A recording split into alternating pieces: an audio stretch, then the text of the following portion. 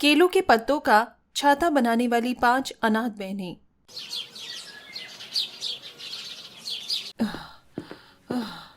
आज तो मैं बहुत ज़्यादा थक गई। मेरी बच्चियों, अभी बहुत तेज बारिश आई थी। तुम्हें कोई परेशानी तो नहीं हुई ना? हुई ना दादी, देखो हमारा सारा छप्पर टूट गया। अरे नहीं, ये तो सच में बिल्कुल खराब हो गया है। चलो मैं इसको सही करवाने की कोशिश करूंगी। अब तुम एक काम करो, आज मालकिन ने आलू गोभी दिए हैं, पहले खाना खा लो। हाय। क्या हुआ दादी? आज तो आपका चेहरा बहुत थका थका सा लग रहा है। हाँ बेटा, बस उम्र हो चली है ना, तो ऐसे ही ना जाने क्या क्या होता रहता है। दादी, अब आपने बहुत काम कर लिया, अब आप लेट जाइए, मैं आपका बिस्तर बिछा देती हूँ। रश्मिता को अपनी दादी की चिंता हुई और उसने उसके सोने के लिए बिस्तर लगा दिया। सरोजा उसके ऊपर लेट गई कि तभी बहुत तेज ठंड लगने लगी। दादी माँ, क्या हुआ? आप काम क्यों रही हैं? बेटा, जल्दी से मुझे कुछ ओढ़ने को दो। सरोजा की पोतियों ने जल्दी से अपने सर्दी के बिस्तर निकाले और उनसे सरोजा को ढका। लगता है दादी माँ को जाड़े से बुखार हो रहा है। ये बुखार बहुत बुरा होता है, हमें दादी को दवा दिलवानी चाहिए। हम बिल्कुल बेकार पोतियां हैं। इस उम्र में हमें अपनी दादी का सहारा बनना चाहिए था, लेकिन उल्टा हम इनके ऊपर बोझ बन गए हैं। अब ये सब बातें मत करो, अब इस सब से क्या ही फायदा है। बेटा मैं ठीक हूँ, तुम मेरी चिंता मत करो, तुम बैठकर खाना खा लो। दादी, आपकी ऐसी हालत देखकर हम कुछ भी कैसे खा सकते हैं? देखो, अगर तुम लोग कुछ नहीं खाओगी तो इससे मुझे बुरा लगेगा। मैं सारा दिन तुम्हारे लिए ही तो मेहनत करती हूँ, इसलिए जल्दी से खाना खाओ। अपनी दादी की बात को सुनकर पांचों पोतियां खाना खाने बैठ गईं और उन्होंने सरोजा को भी खाना खिलाया। रश्मिता, अनन्या, हिमांशी, दिशा और अनाया पांचों बहनें थीं जिनके माँ बाप अब इस दुनिया में नहीं थे। पांचों बहनों को उनकी दादी माँ ने ही पाल पोस कर बड़ा किया था, लेकिन अब उनकी दादी भी बीमार थी। किसी तरह से उन पांचों की रात तो कट गई, लेकिन जब उन्होंने सुबह में सरोजा को देखा तो उसकी हालत और भी ज्यादा खराब हो चुकी थी।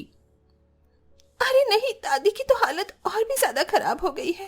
दीदी चलिए ना, हम दादी को सरकारी अस्पताल में ही लेकर चलते हैं।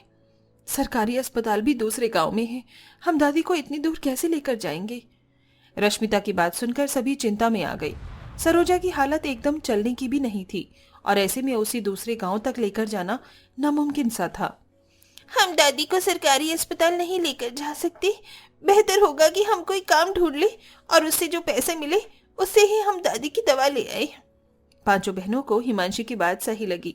उनके पास कोई और चारा भी नहीं था, इसलिए वो बाहर काम ढूंढने को जाने ही लगी कि तभी बारिश शुरू हो गई और उनके टूटे हुए छप्पर में से पानी आने लगा, जो कि सरोजा के ऊपर भी टपक रहा था।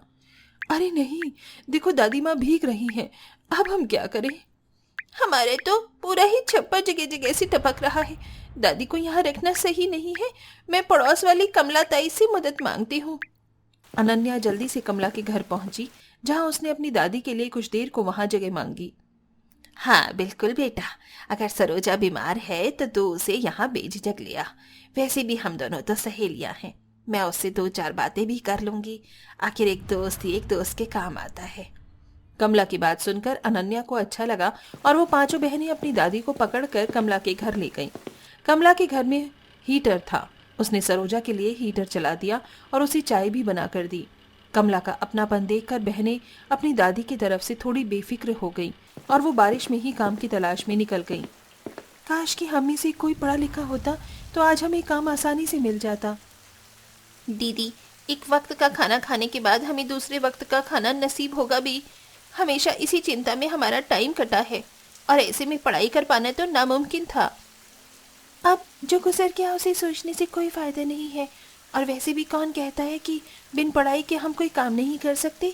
एक से एक बड़ी डिग्री का इंसान घर में पड़ा हुआ है और एक से एक अनपढ़ भी अपना घर चला रहा है।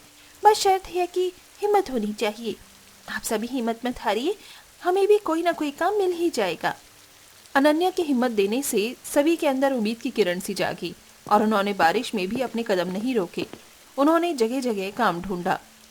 काका मान जाइए ना, हमें काम की जरूरत है। हमने सुना था कि आपको अपने काम में बर्तन मांजने वालों की जरूरत है, हम बहनें बर्तन मांजने को तैयार हैं। अरे मुझे एक काम वाले की जरूरत है, समझ नहीं आता है क्या तुझे? हाँ, और मुझे कोई लड़कियां नहीं चाहिए, जाओ भागो यहाँ से। पांचों बहनों को उस बावर्ची ने भगा दिया। उसके बाद वो सभी दूसरी दुकान में काम लेने गईं, लेकिन वहां भी बात नहीं बनी। दुकानों को छोड़कर फिर उन्होंने जगह जगह अमीर घरानों में भी काम मांगा, लेकिन किसी ने भी उन्हें नहीं रखा। इयो, तुम भीगी हुई भिखारनी, कहाँ को आ रही हो? दूर रहो। मालकिन, हमें काम की तलाश है। सुना है आपके घर में काम करने के लिए काम वालियों की जरूरत है। हम आपके घर में काम करने को तैयार हैं। तुम मेरे घर में काम करोगी? देखो, मेरे घर में नौकर भी स्टैंडर्ड के आते हैं। तुम्हारे घर में होने से मेरा घर साफ की बजाय और भी ज्यादा गंदा लगेगा। मैं तुम्हें हायर नहीं करूंगी। सभी तरफ से ठोकर खाने के बाद पांचों बहनों का दिल टूट चुका था। कोई भी उनकी गरीबी की वजह से उन्हें काम पर रखने को राजी नहीं था। ऐसे ही दर दर भटकते हुए उन्हें सुबह से शाम हो गई। टहलते टहलते वो पांचों एक केले के खेत में आ गई, जहाँ केले के बहुत सारे पेड़ थे। अब उन सभी को काफी भूख भी लग रही थी। दीदी, बहुत जोर से भूख लगी है। मेरे तो पेट में भी दर्द हो रहा है। सही कहा, सारे दिन भूखे पेट चलने की वजह से अब तो मुझे चक्कर आ रहे हैं। दीदी, यहाँ से एक केला ही तोड़कर खिला दो, भूख बर्दाश्त नहीं हो रही है।